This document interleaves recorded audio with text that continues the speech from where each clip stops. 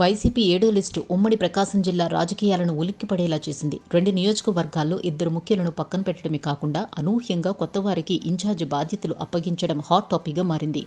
Kandukur MLA Mahidhar రెడ్డికి seat దక్కదని ప్రచారం ఎప్పటినుంచో ఉన్నా పర్చూరు వద్దనుకున్న ఆమంచికి ఎలాంటి ప్రత్యామ్నాయం చూపకపోవటమే చర్చకు తావిస్తోంది. కేవలం 2 పేర్లతో విడుదలైన వైసీపీ 7వ లిస్టు అధికార వైసీపీలో విస్తృత చర్చకు దారితీస్తోంది. ఒక దెబ్బకు 2 పిట్టలు అన్నట్లు ఒక జాబితాలోని 2 నేతలు 3 నియోజకవర్గాల సమస్యను సెటిల్ చేసింది వైసీపీ. అయితే ఈ మార్పులు ఆయా నియోజకవర్గాల్లో ఎలాంటి ఎఫెక్ట్ చూపుతుందనేది ఇప్పుడు ఆసక్తికరంగా మారింది. సీటు దక్కని ఇద్దరు కూడా ప్రముఖులే కావడంతో రాజకీయంగా వారు ఎలాంటి స్టెప్ తీసుకుంటారనే ఉత్కంఠ రేపుతుంది. చడీ చప్పుడు లేకుండా వైసీపీ విడుదల చేసిన 7వ జాబితాలో పర్చూరు ఇన్ఛార్జ్ ఆమంచి కృష్ణమోహన్, కందుకూరు ఎమ్మెల్యే మహీధర్ రెడ్డి సీట్లు కోల్పోయారు. ఇందులో మహీధర్ రెడ్డికి ఈసారి ఛాన్స్ లేనట్లేనని తొలి నుంచి ప్రచారం జరుగుతోంది. అయితే ఆయన స్థానంలో ఎవరు వస్తారనేది ఇన్నాళ్ళు సస్పెన్స్. ఇప్పుడు ఆ ఉత్కంఠ తొలగిపోయింది. మహీధర్ రెడ్డి స్థానంలో నెల్లూరు జిల్లాకు చెందిన విద్యాసంస్థల అధినేత, బీసీ సామాజిక వర్గానికి చెందిన అరవింద్ యాదవ్ను తెరపైకి తేవడం సంచలనం సృష్టిస్తోంది. ఇప్పటి వరకు నియోజకవర్గానికి పరిచయం లేని అరవింద్ను కేవలం బీసీ, అందున యాదవ్ సామాజిక వర్గం కోణంలో సీటు కేటాయించడం వెనుక ప్రత్యేక వ్యూహం దాగుందని అంటున్నారు పరిశీలకులు. అంతేకాకుండా కొత్త ఇన్ఛార్జిని ప్రకటించే సమయంలో ఎమ్మెల్యే మహీధర్ రెడ్డి, అరవింద్ కలిసి ఉన్న ఫోటో బయట పెట్టడం కూడా వ్యూహమే అంటున్నారు. అరవింద్ వైసీపీలో చేరినప్పుడు తనను పిలిచారని, తీరా తనకు తెలియకుండా తన నియోజకవర్గ ఇన్ఛార్జిగా నియమించారని ఆగ్రహం వ్యక్తం చేస్తున్నారు మహీధర్ రెడ్డి. 1989 నుంచి కందుకూరు నియోజకవర్గంలో రాజకీయాలు చేస్తున్న మహీధర్ రెడ్డి 4 సార్లు ఎమ్మెల్యేగా గెలిచారు.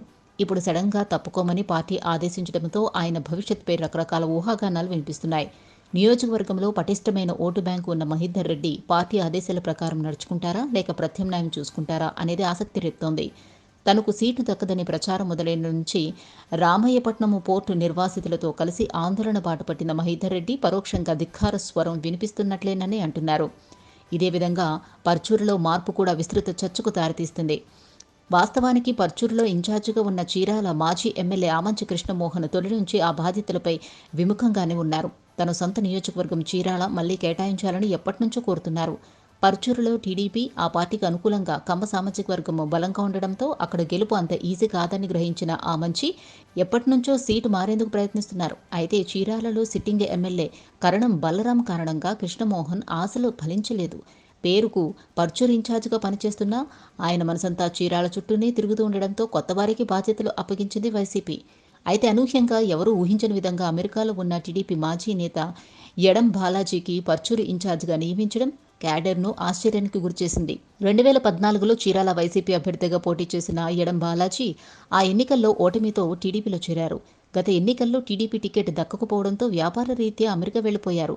ప్రస్తుతం స్థానిక రాజకీయాలకు దూరంగా ఉన్న బాలాజీని గుర్తు చేసుకుని మరీ పిలిపించి ఇన్ఛార్జ్ సీటు కట్టబెట్టారు సీఎం జగన్. పర్చూరులో కమ్మ సామాజిక వర్గం తర్వాత కాపు సామాజిక వర్గం ఎక్కువగా ఉంటుంది.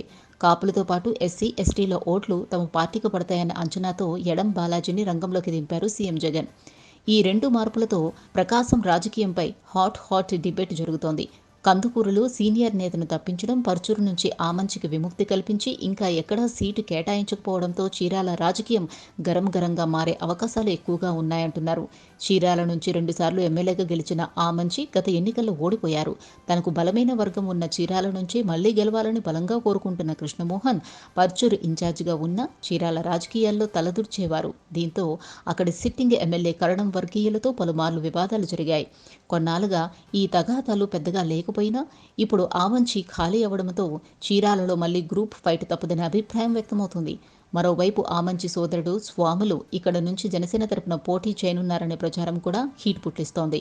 స్వాములు పోటీ చేస్తే ఆమంచి కృష్ణమోహన్ ఎలాంటి వైఖరి తీసుకుంటారు? ఆయన వైసీపీలో కొనసాగుతారా లేక సోదరుడికి బాసటగా నిలుస్తారా అనేది తేలాల్సి ఉంది. మొత్తానికి 2 మార్పులు ప్రకాశం జిల్లా రాజకీయాల్లో ప్రకంపనలను సృష్టిస్తున్నాయంటున్నారు పరిశీలకులు. Please subscribe Pragya Media. Please like, share, subscribe to Pragya Media. Pragya Media, please do like, share and subscribe. Please subscribe to Pragya Media. Please like, share and comment if you like the video. Pragya